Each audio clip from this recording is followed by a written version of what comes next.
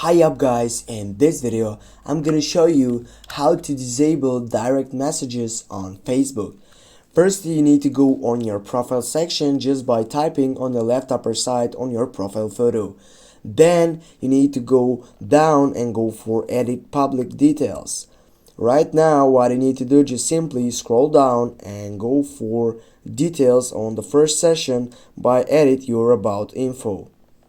Now when you scroll down here on the date of birth, when you click on it, you need to go through this side, and on the date of the birth, and the date of the birth is not so important in this side, but we'll go with, I don't know, with September for example.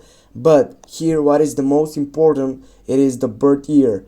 Now as you can see down, I confirm that I'm 21 years old, but I will go on the birth year. And what you need to do guys right now, you need to go and choose an age that are under 18 years old. Now we'll go with this, and now with that I can confirm that I'm 16 years old by clicking on this side, getting back, and with this guys automatically my direct messages are disabled. Thanks for watching. Don't forget to hit that like and share the video. See you soon.